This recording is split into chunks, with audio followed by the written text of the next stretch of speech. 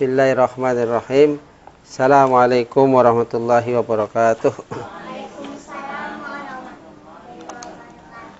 Innal hamdalillah nahmaduhu wa nasta'inuhu wa nastaghfiruh wa na'udzu billahi min shururi anfusina wa min sayyiati a'malina. May yahdihillahu fala mudilla lahu wa may yudlil fala hadiya lahu. Asyhadu an la ilaha illallah, asyhadu anna Muhammadan abduhu wa rasuluh, amma ba'd. Wa qala ta'ala fil Qur'anil Karim, a'udzu billahi minasyaitonir rajim. Ya ayyuhalladzina amanu taqullaha haqqa tuqatih wa la tamutunna illa wa antum muslimun. Wa qala Rasulullah sallallahu alaihi wasallam, man salaka tariqan yaltamisu fihi ilman sahalallahu lahu tariqan ilal jannah. Marilah kita terus bersyukur kepada Allah Subhanahu wa taala. Karena orang yang bersyukur itu Allah akan terus memelihara rasa syukur kita, yaitu akan ditambah dengan nikmat yang luar biasa. Maka ketika kita diberi nikmat dua yang kebanyakan orang lupa, itu harus disyukuri. Apa itu? Nikmatani maubunun katsirun minan nas as-sihhatu wal faragh. Dua nikmat yang kebanyakan manusia lalai, lupa, enggak mau menyempatkan, enggak mau menggunakan sebagaimana mestinya, yaitu ketika diberi nikmat sehat dan sempat. Alhamdulillah hari ini kita bisa bertemu ini karena dua nikmat ini, maka kita syukuri. Selanjutnya salawat dan salam mari kita sanjungkan kepada Nabi agung kita, Nabi besar Muhammad Rasulullah sallallahu alaihi wasallam. Rasulullah begitu sayang kepada umatnya sehingga besok akan diberi istimewa oleh Allah, diizinkan oleh Allah untuk memberikan syafaat. Syafaat itu yang pertama, ketika orang sudah masuk surga dapat syafaat Rasulullah, ini derajatnya semakin tinggi. Jadi di surga itu bukan kelas rendah, dapat syafaat Rasul semakin tinggi. Yang kedua, orang yang mendapat syafaat dari Rasulullah itu, dia sudah divonis masuk neraka. Divonis masuk neraka. Tetapi karena syafaat Rasulullah, dia tidak jadi masuk neraka. Dia masuk surga. Yang ketiga, dia itu sebenarnya sudah ditulis masuk surga, tetapi nggak masuk-masuk. Lama hisabnya. Nah, dengan syafaat uzma itu, syafaat Rasulullah, dia disegerakan masuk surga. Dan yang keempat syafaat uzma itu adalah dia sudah di neraka. Sudah di neraka. Kemudian dapat syafaat uzma, maka dia menjadi diangkat. Nah, tentu atas izin Allah Subhanahu wa taala, ya, dia diangkat dari neraka dan dimasukkan ke surga. Itulah mengapa kita sering menunggu-nunggu syafaat Rasulullah. Tetapi syafaat Rasulullah itu tidak datang begitu saja. Siapakah yang mendapat syafaat Rasulullah? Ya tentu yang mencintai Rasulullah sallallahu alaihi wasallam, yang selalu bersolawat ya setiap saat, baik dalam sholat maupun di luar sholat, yang mengikuti apa yang menjadi perintah Allah, perintah Rasulullah, taat kepada Rasulullah. Nah, seluruh umatku, kata Rasulullah, kullu ummati, ya, semua akan masuk surga, illa man aba, kecuali yang tidak mau. Nah, siapa yang nggak mau? Ya yang nggak taat. Man ata'ani dakhalal jannah, wa man ahsani, siapa yang bermaksiat kepadaku, kata Rasulullah, maka dia faqad aba, yang tidak mau mendapat syafaat Rasulullah. Nah, pada kesempatan hari ini saya ingin menyampaikan cinta adalah makanan hati. Cinta adalah makanan hati. Hati itu ada yang sehat, ada yang sakit, ada yang mati. Jadi secara garis besar hati itu ada 3. Satu apa tadi? Sehat. 2 sakit. 3 mati. Dan kita itu kadang-kadang ada lagi satu hati terbalik. Terbalik. Tapi secara umum ada 3.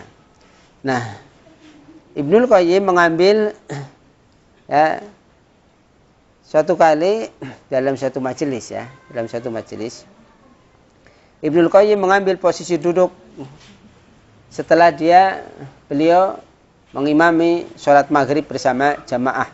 Jamaahnya banyak. Persis seperti jamaah musola ini ya. Kalau subuh banyak. Alhamdulillah. Jadi sholat maghrib di mana-mana banyak. Nah, ini ceritanya sangat membludak.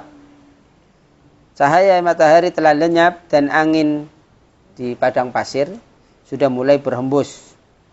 Suara-suara kaki telah hilang dan kebanyakan manusia telah beristirahat di rumah-rumah dan kemah-kemah mereka. Namun yang ingin saya tekankan, Ibnul Qayyim tetap bersama murid-muridnya, tetap bersama santri-santrinya, dan tentu yang mencintai beliau, dengan penuh gairah dan khusyuk mendengar nasihat. Sebab ad-dinu nasihat. Agama itu nasihat. Jadi kalau orang sudah tidak mau dinasihati, ini berarti memang sudah tertutup, hatinya sudah mati. Sawa'un alaihim anzartahum am lam tunzirhum la yu'minun. Sama saja diberitahu sama tidak diberitahu. Dan ini penyakit akhir zaman itu semakin menguat gitu ya. Nah, akhirnya para santri itu pandangannya begitu semangat, tidak berkedip dari wajah dan haibah beliau yang sangat menarik dan bercahaya, tetapi sangat tawadhu, berilmu dan meyakinkan serta dalam penjelasannya sangat mendalam. Dan sifat Ibnul Qayyim ini jarang sekali ditemukan ya, termasuk pada zaman sekarang ini. Nah, Masya Allah, membahas tentang majelis ilmunya adalah tentang cinta adalah makanan hati. Maka beliau menyampaikan cinta itu hub atau bahasa Inggrisnya apa? Love gitu ya. Nah, itu sebenarnya memang kodrat manusia untuk bercinta. Kita itu lahir dari cinta ayah dan ibu, Adam dan Hawa. Nah, menurut penjelasan cinta dan mahabbah ini tidak dapat didefinisikan secara jelas dan terang. Tapi ada definisi-definisi, pengertian-pengertian yang mengarah. Tetapi secara hakikatnya makna cinta itu ya yang pasti itu tidak ada yang bisa mengartikan ya. Karena memang cinta itu maknanya luas sekali. Kalaulah air laut ditulis untuk maknai cinta ya nggak cukup. Karena cinta itu lahir, cinta itu datang, itu yang tadinya tidak suka menjadi suka, yang tadinya benci menjadi suka. Nah, bahkan orang yang sehebat Umar bin Khattab ya, ketika hidayah datang, cinta datang, maka dia berbalik. Nah, cinta itu tidak bisa digambarkan dengan kata lain yang lebih jelas daripada cinta itu sendiri. Itu kata Ibnul Qayyim. Sedangkan definisi-definisi itu biasanya mengarah kepada sebab-sebab atau konsekuensi-konsekuensi dan tanda-tandanya. Nah, dalam hal ini ada beberapa makna ya. Gak usah ditulis lah ya, karena terlalu banyak gitu ya. Yang pertama ada yang berpendapat bahwa cinta adalah perilaku yang cenderung selamanya dengan hati yang penuh gelora. Jadi kayak apa ya? Semangatnya luar biasa. Orang kalau lagi jatuh cinta itu kan malam-malam aja siap gitu ya. Yang lapar jadi kenyang, yang ngantuk jadi itu geloranya luar biasa. Sakit bisa sehat karena yang dicintai datang gitu ya. Nah ini. Maka ya sulit digambarkan Ya. Jadi hati yang penuh gelora. Ya. Inilah yang tidak bisa membedakan antara cinta yang khusus dan cinta yang bareng-bareng. Ada cinta bareng-bareng ya, cinta berserikat namanya. Ya. Antara cinta yang sejati dan cinta yang apa? Lawannya cinta sejati apa? Cinta palsu, ya. Cinta semu. Ya. Ini pertama, ya. Pertama. Yang kedua, definisinya mengutamakan yang dicintai terhadap segala yang disertainya dan dipengaruhinya. Ya, kalau kita mencintai sesuatu, tentu ya tergantung yang dicintai itu siapa. Maka ada cinta ayah sama anak. Anak putri pertama itu mesti pengen memiliki suami yang seperti ayahnya. Karena cinta ayah itu cinta yang pertama. Cinta-cinta anak putri itu, ya ayah itu adalah cinta yang pertama. Dan hampir semua wanita itu menginginkan calonnya seperti bapaknya, ya, seperti orang tuanya. Kasih sayangnya, perhatiannya, dan lain-lain. Maka hari ini kalau kita masih punya orang tua, bersyukur. Karena itu adalah bagian dari kenikmatan yang luar biasa. Ya. Surganya masih dekat. Nah. Yang ketiga, menyepakati orang yang dicintai dalam hal yang nyata dan gaib. Ya, orang kalau sudah jatuh cinta, nggak kelihatan aja kelihatan. Ya, iya, apalagi kelihatan itu ya. Jauh di mata, dekat di hati itu ya. Nah, inilah hebatnya cinta, bisa menembus batas gitu ya. Menembus batas. Yang keempat, persetujuan hati terhadap kemauan dari yang dicintainya. Jadi orang harus sudah mencintai itu maunya seluruh. Benteng setebal apapun bisa dilawannya. Itu karena memang the power of love, gitu ya. Kekuatan cinta. Ya. Nah, kita bisa nggak seperti itu ketika mencintai Allah, mencintai Rasulullah? Malam tidak masalah dia tidak tidur. Pernah nggak malam nggak tidur? Pernah mungkin sakit itu ya. Maka ada dua mata yang tidak akan tersentuh api neraka. Belum itu. Sudah dilihat itu. Yang pertama, ainun bakat fi khasyatillah. Mata yang menangis karena takut kepada Allah. Yang kedua, ainun batat takhrusu fi sabilillah. Mata yang berjaga. Mata yang berjaga di jalan Allah. Sampai ada orang alim sholat subuhnya itu enggak wudu lagi setelah wudu sholat isya. Karena apa? Tidak batal. Dari subuh sampai isya enggak tidur, baca Quran gitu. Pernah?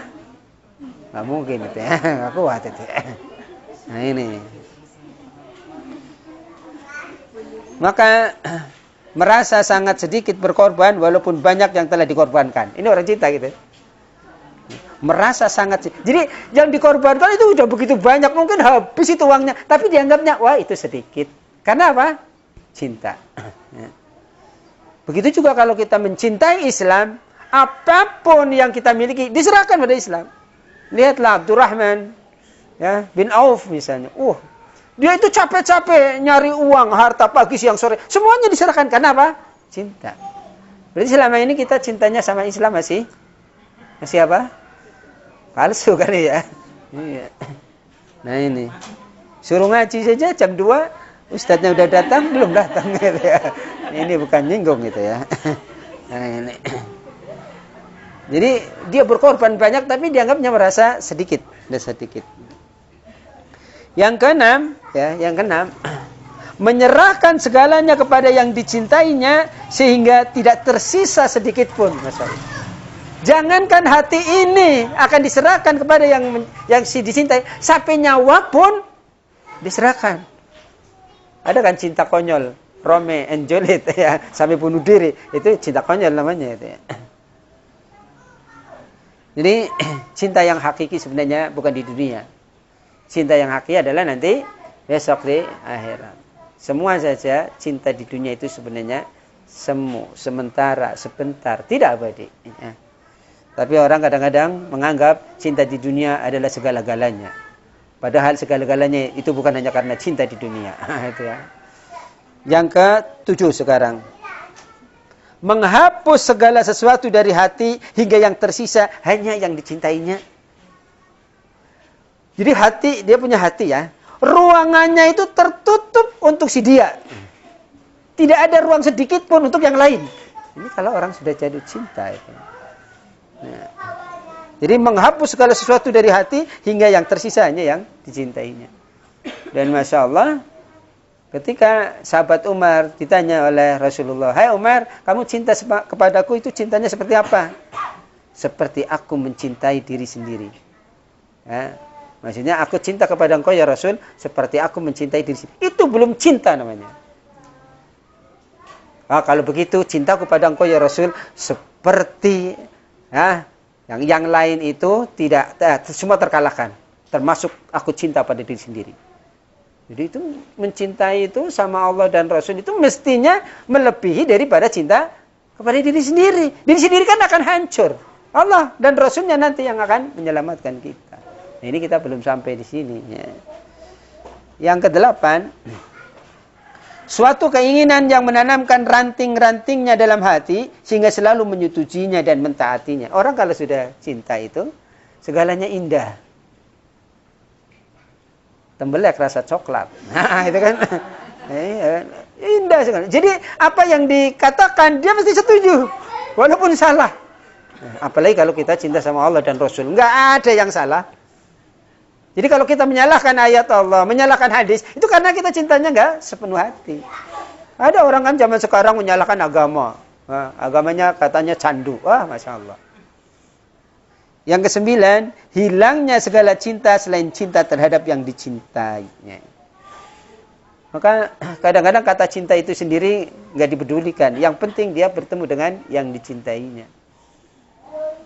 Malam enggak bisa tidur. Banyak nyamuk kali ya. Makan gak enak, gak ada lauknya. Gitu ya. Tidur gak nyenyak.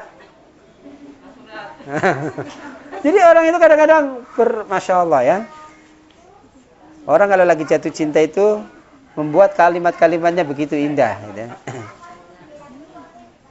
Yang keberapa tadi? 9. Yang ke-10. Ini pembagian cinta menurut Ibnul Qayyim. Ya. Jadi luar biasa ini ya. Walaupun Ibnul Qayyim gak pernah pacaran, tapi paham betul itu ya. Yang ke-10. 10 ya. 10. Menutup bagian pintu hati terhadap segala sesuatu selain yang dicintai karena cemburu. Dan menutup bagian lain hati dari yang dicintai karena haibahnya. Orang kalau cemburu itu kan sakit ya. Dia mencintai sesuatu, ternyata yang ia cintai, dia telah mencintai orang lain. Waduh, Masya Allah. Maka dia akan cemburu.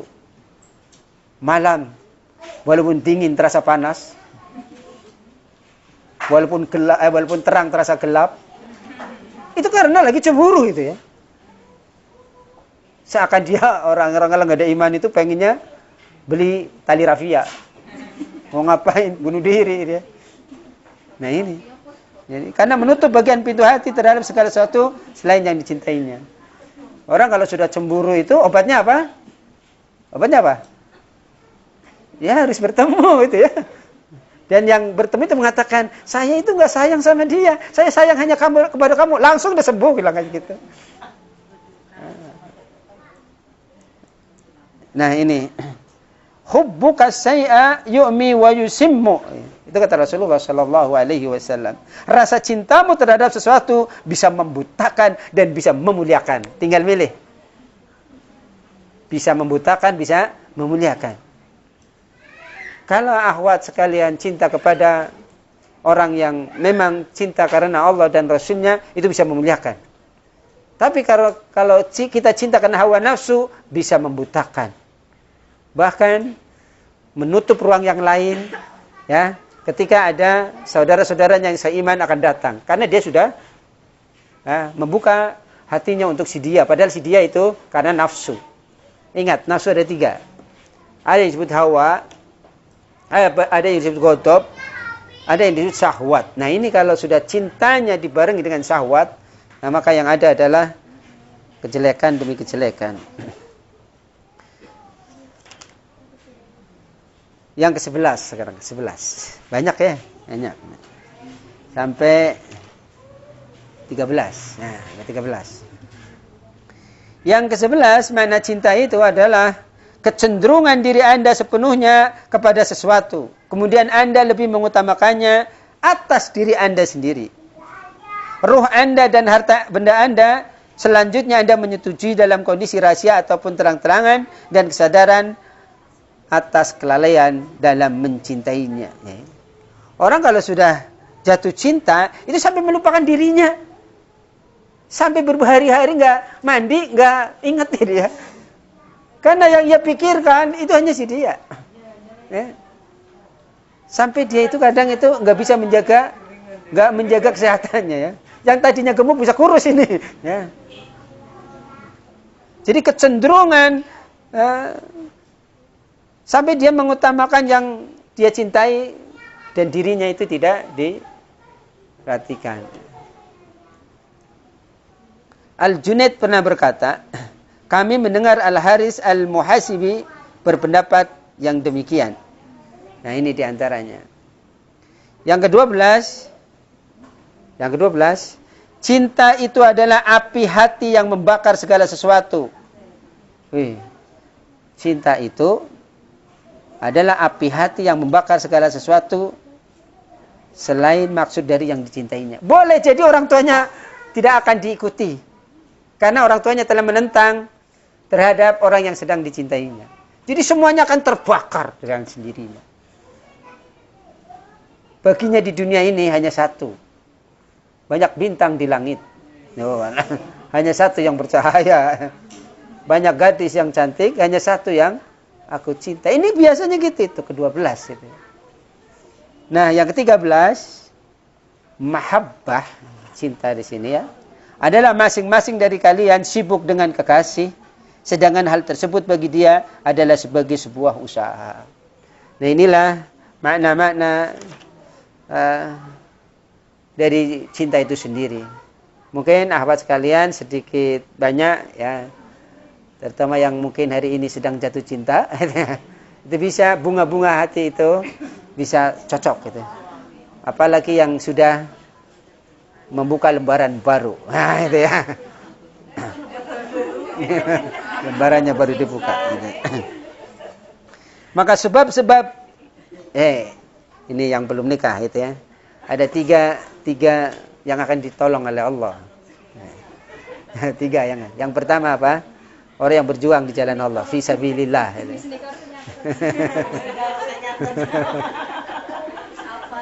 Orang yang berjihad di jalan Allah itu akan terus mendapat pertolongan Allah. Yang kedua, seorang budak yang berusaha mengumpulkan dananya agar dia bisa merdeka. Bisa merdeka, terkungkung dari segala kemiskinan. Dia itu terus asal ikhlas dapat pertolongan Allah. Nah, yang ketiga ini, an-nakihu, orang yang menikah karena dia niatnya ingin menyelamatkan dari hawa nafsunya. Maka dia akan mendapat pertolongan Allah Subhanahu wa taala. Maka bersyukur hari ini yang sedang berbahagia. Sedang berbahagia. Baik. Nah, ada sebab-sebab yang menumbuhkan cinta. Jadi ada sebab-sebab yang menumbuhkan cinta. Ini cinta hakiki. Bagaimana kita nanti akan dapat syafaat. Jadi di Yaumul Qiyamah nanti yang namanya syafaat itu banyak. Banyak ini. Jangan dikira pertemuan seperti ini nggak ada manfaatnya. Masing-masing itu akan memberi syafaat. Maka nanti kalau ada sahabat, bahkan Allah mengizinkan ketika kita punya teman misalnya, wallah alam, mudah-mudahan ya, ketika kita masuk surga, teringat pada sahabat waktu di dunia, dia cari nggak ada di surga, dicari pakai lebih dari komputer, padahal ada. Dan diberitahu oleh malaikat, oleh Allah, bahwa temanmu itu ada di neraka. Maka syafaat teman, dia itu bisa diizinkan oleh Allah ke neraka, nggak panas dia angkat itu saudaranya Saudaranya yang waktu ngaji bareng di NA. Cuman dia mungkin waktu ngaji dia sering tidur gitu ya. Makanya jangan tidur gitu. Diangkat ya. Itu namanya syafaat teman. Syafaat saudara. Kita sholat jamaah bareng, ngaji bareng, buka puasa bareng, sampai umroh bareng, haji bareng, nikah juga bareng. Masya Allah, nikah bareng, saking cintanya. Masih satu jamaah.